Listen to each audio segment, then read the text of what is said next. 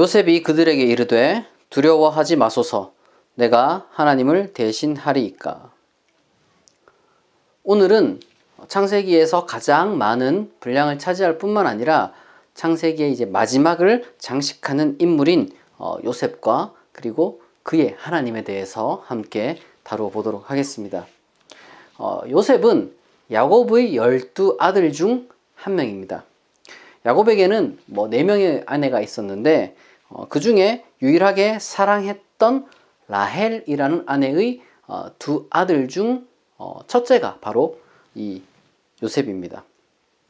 둘째는 베냐민이고요.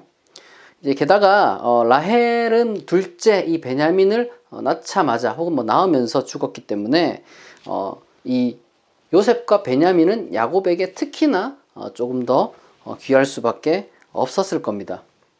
물론 창세기 37장을 보게 되면 이 요셉과 베냐민 둘이 있는데 이상하게 야곱은 베냐민은 그렇게 많이 챙기는 것 같지는 않고 이제 요셉을 굉장히 챙겼던 것 같습니다.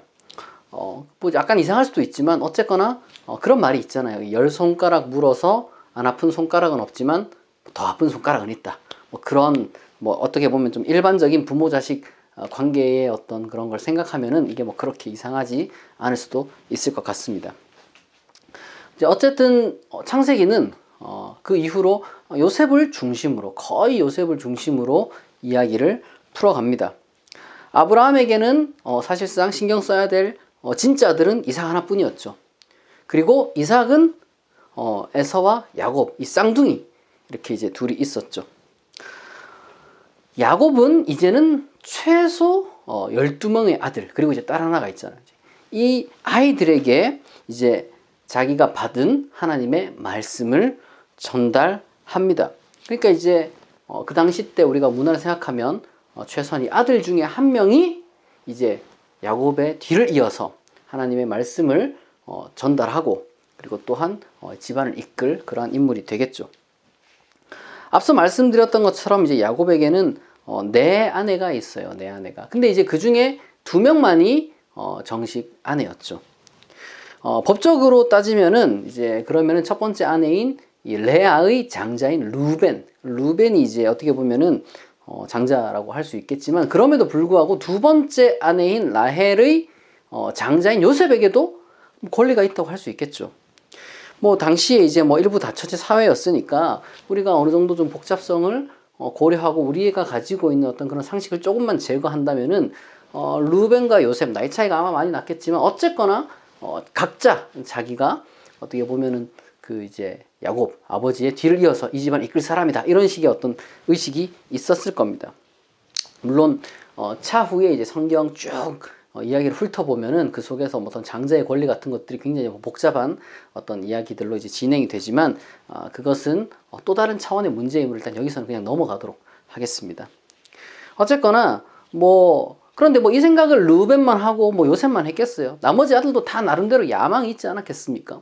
저마다 자기 나름대로 뭔가 가지고 있었던 어떤 야망 이런 게 있었을 거예요. 하나님의 약속의 다음 순번은 나다. 아브라함, 이삭, 야곱의 하나님이 이제 나의 하나님이 될 것이다. 어떻게 보면 그러한 생각을 가졌을지도 모르겠습니다. 그런데 이제 야곱이 그 12명의 아들을 공평하게 챙기는 게 아니라 요셉만 유독 챙기니까 다른 형들은 굉장히 좀 질투하고 화가 나고 요셉 같은 경우도 그게 성격이 괜찮은 게 아니라 괜히 이제 약간 좀 이제 코가 오똑해지고 이제 교만해졌던 것 같아요.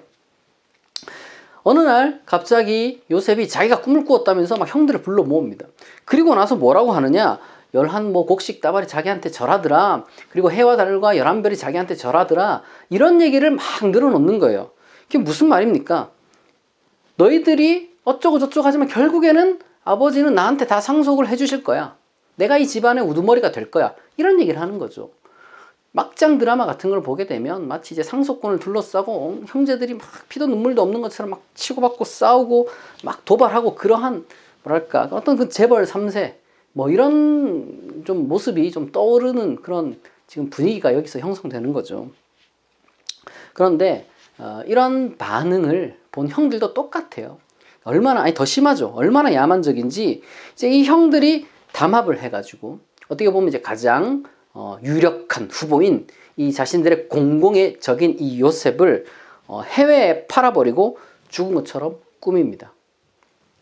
뭐 자기 아버지한테 가가지고 짐승이 찢어 죽였다 이런 식으로 거짓말을 하죠. 창세기의 나이 계산과 어떤 그 연대 계산을 그 요셉의 일생을 따라서 좀 계산을 쭉 해보면요, 요셉은 가족으로부터, 특별히 이제 뭐 가족이라 하면 요셉에게 있어서 제일 소중한 존재가 이제 아버지하고 뭐 그리고 자기 친동생 베냐민 이렇게 됐었겠죠. 그러니까 이 가족과 한 20년 가량 이제 떨어져 지내요. 20년 가량. 갑자기 이제 17살 때 그런 일을 겪는 겁니다. 뭐 이 수십 년 되는 시간 동안 얼마나 정말 말 못할 일들이 있었는지 다 못해요. 창세기가 그렇게 많이 기록돼도 뭐 그걸 다 담았겠습니까? 여러분 생각해 보세요. 내가 아무리 조금 얄밉게 굴었다고 해도 가족들이 여러분들 10대 때 어디 몰래, 그것도 뭐 어디 해외에 인신매매 해가지고 팔아버렸다고 생각을 해보세요. 말도 안 통하고. 성경에 보니까 이제 저기 나중 이야기지만 통력이 없으면 서로 대화도 안 되는 그런 지경이었단 말이에요. 얼마나 가혹합니까? 그리고 만약에 모르는 사람한테 납치가 돼가지고 인신매매가 되면은 뭐 그나마 뭐 가족들이 구하러 오겠지 뭐 이런 생각을 할 수가 있는데 가족들이 팔았잖아요. 가족들이. 구출 누가 해주겠다는 그런 희망 뭐 그런 걸 가질 수가 없죠. 뭐 신앙도 희망도 가질 수가 없는 그런 상황입니다. 그런데 이상하게도 성경을 보면은 요셉은 신앙도 버리지 않았고 희망도 버리지 않았어요. 그 증거가 어디냐? 어디를 가서도 자기가 복의 통로라는 어떤 그런 자의식, 자기가 하나님의 복의 통로다라는 그런 자의식을 가지고 항상 살았단 말이에요.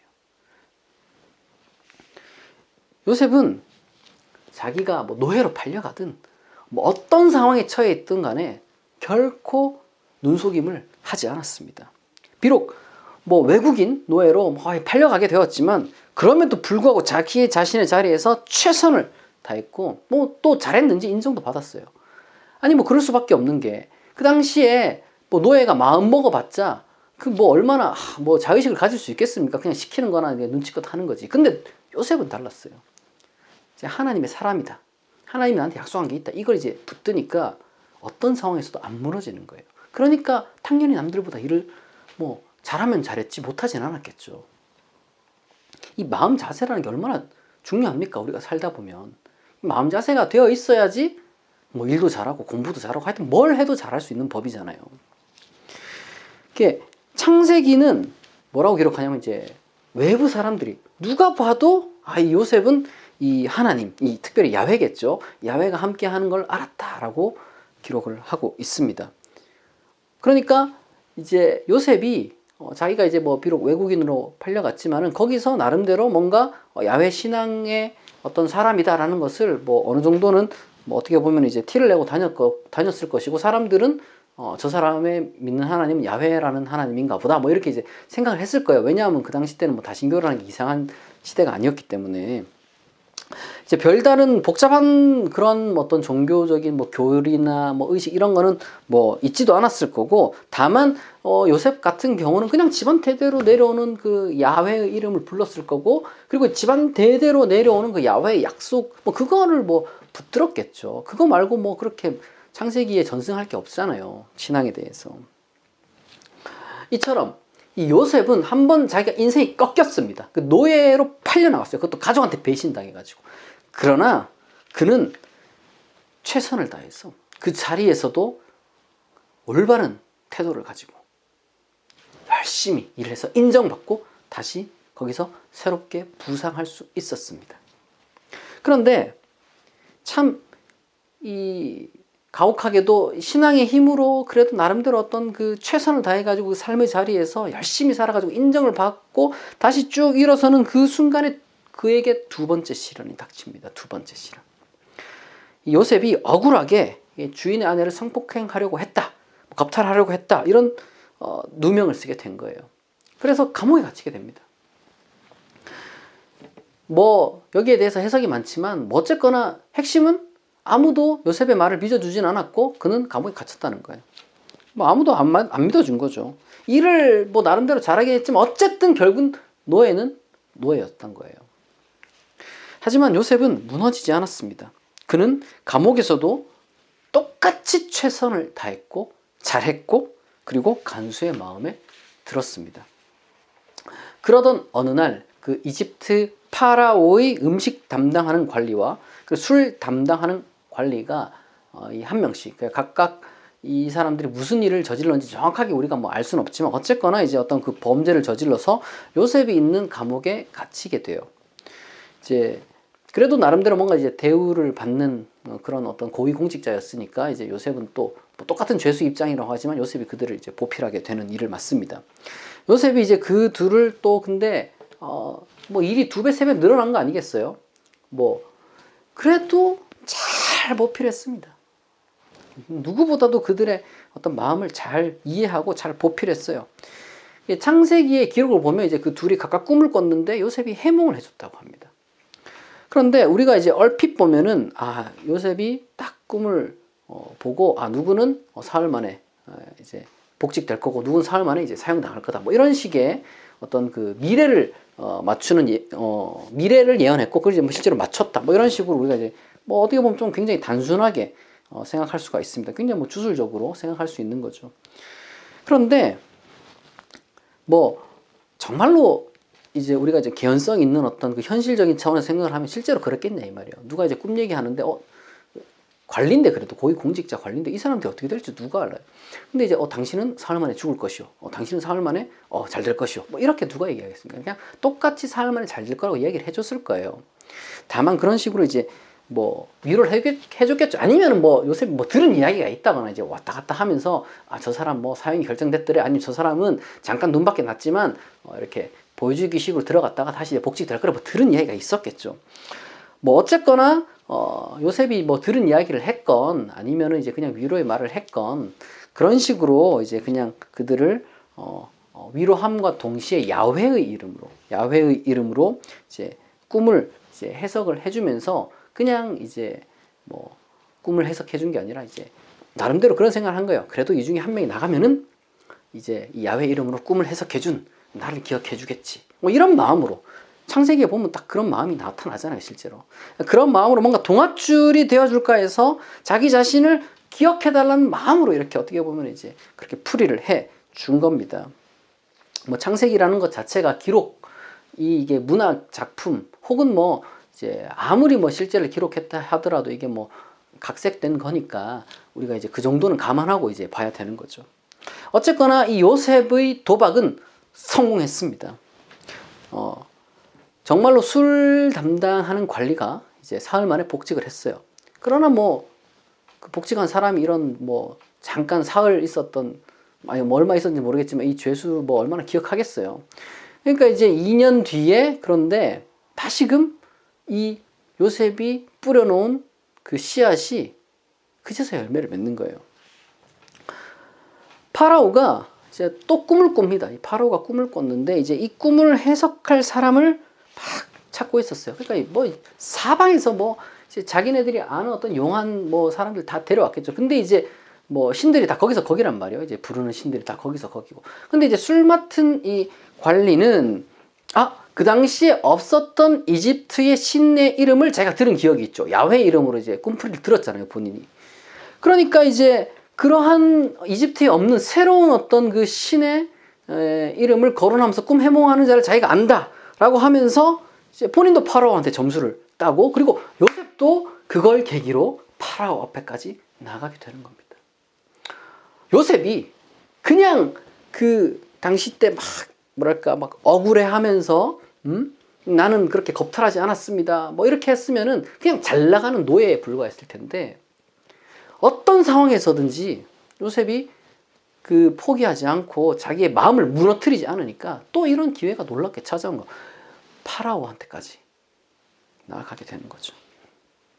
파라오 앞으로 간 요셉은 이제 파라오의 꿈을 해석해 줍니다. 파라오의 꿈이 뭐 유명하죠. 7살찐 암소가 있는데 무슨 좀비 같은 암소 또 7마리가 나타나서 얘를 잡아먹는 그런 꿈을 이제 파라오가 꾸었고 이제 이것을 요셉에게 들려주면서 이걸 이제 해석해 보라 이렇게 말을 했습니다.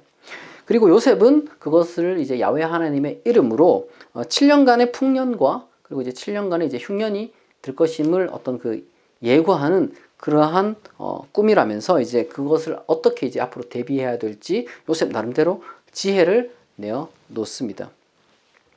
근데 이 꿈 해석도 마찬가지야. 아까 그 뭐 술 맡은 관원, 그 다음에 뭐 빵 맡은, 음식 맡은 관원 꿈 해몽이랑도 비슷합니다.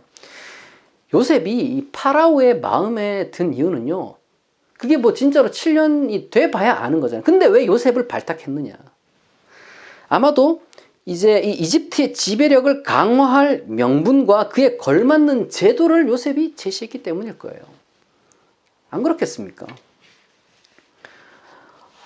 이 어떻게 이렇게 요셉이 지혜로울 수가 있느냐? 뭐 여러 가지 많은 해석이 있을 수가 있어요. 실질적으로 자기 아버지 야곱의 머리를 뭐 물려받은 것일 수도 있고, 뭐 또 하나님이 지혜를 주셨을 수도 있지만 제 생각은 그렇습니다.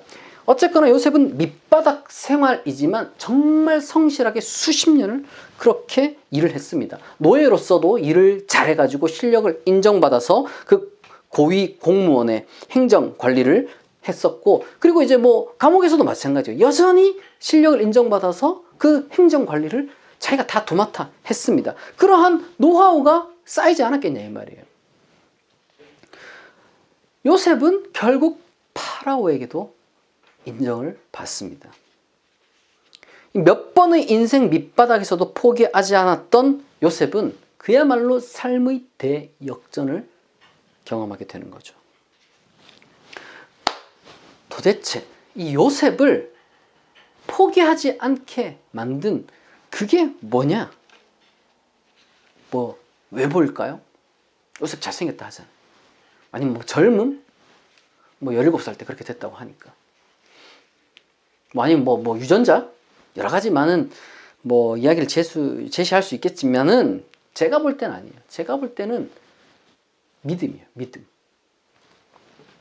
하나님이 나를 선택하셨다는 그 믿음이 그를 그렇게까지 어떤 상황에서도 굴하지 않게 만들어준 겁니다. 물론 그가 뭐 어렸을 때 이제 그가 믿었던 그 하나님이 나를 선택하셨다는 믿음은 굉장히 좀 교만하고 오만했습니다. 남을 깔아뭉개는 믿음이었고 어떤 경쟁적인 믿음의 성격이 분명히 있었어요. 그러나 그 요셉의 삶의 과정 가운데 그런 것들이 다 다듬어져 갔고, 이제 그러한 경쟁적인 하나님이 나만 선택했다, 하나님이 다른 사람 선택 안 했다, 뭐 이런 식의 믿음이 아니라 아주 담백한 신앙으로 하나님이 나를 선택했다로 바뀐 겁니다.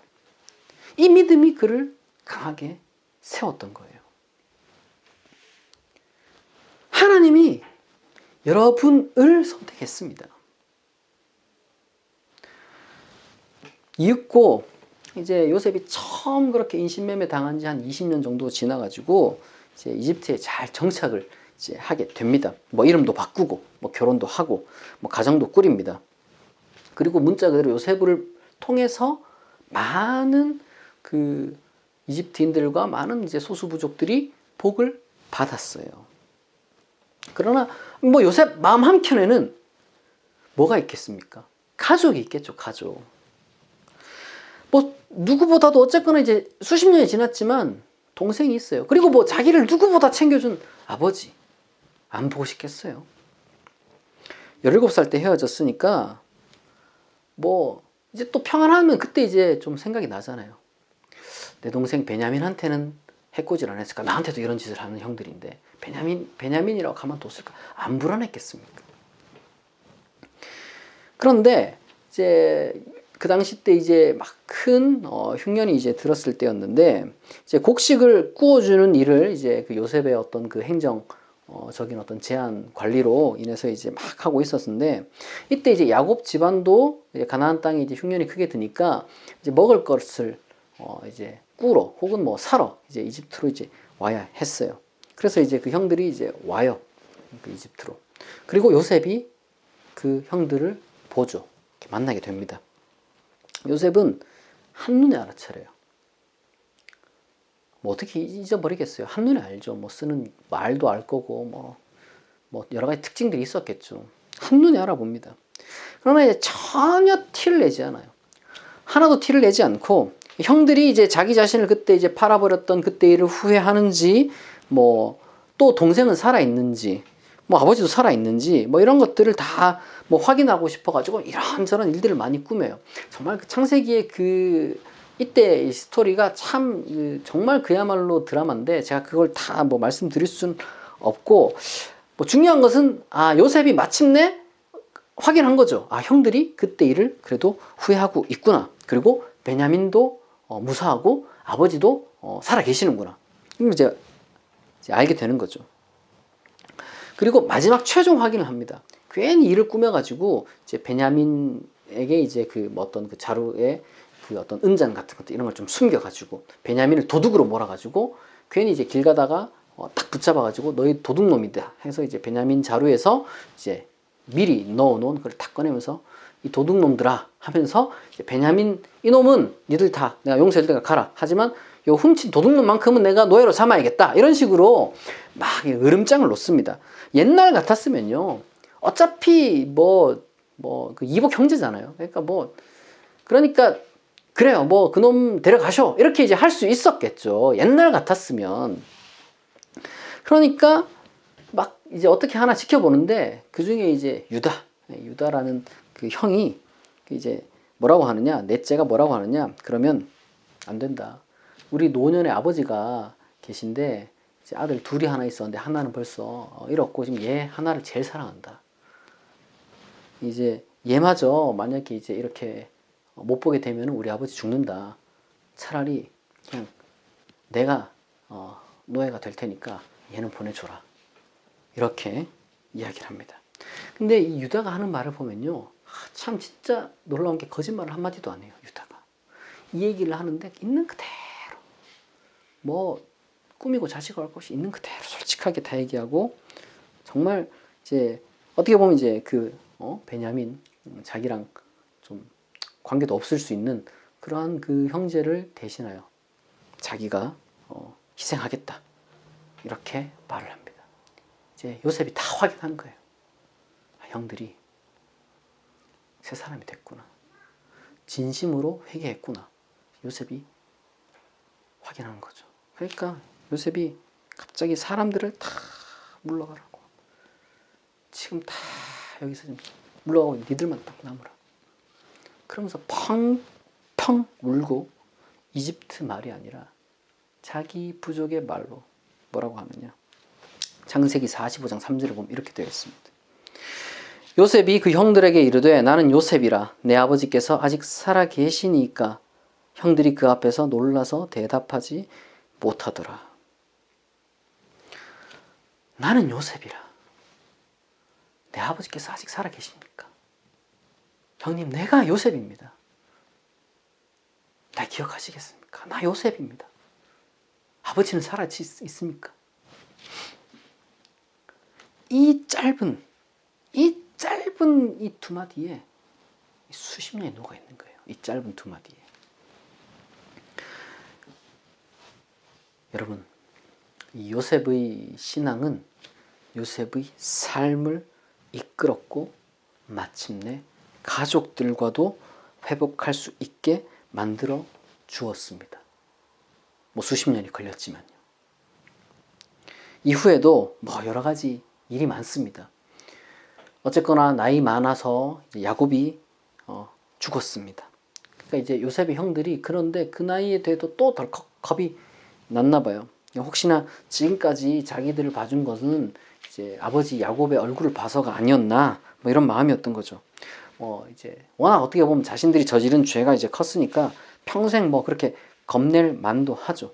실제로 뭐 요셉이 봤을 때 이제 아버지도 안 계시고 어떻게 보면 그리고 이제 뭐 형들도 뭐 친형들 아니잖아요. 다 뭐 이복 형들이고 그러니까 이제 뭐 거리낄 것이 없다 이렇게 이제 본인들은 생각했을 거예요. 형들이 없으면은 아브라함, 이삭, 야곱 그리고 요셉 이런 식으로 하나님의 약속의 계승자가 자기 자신이 됩니다. 뭐 형들은 그런 식으로 계산을 한 거예요.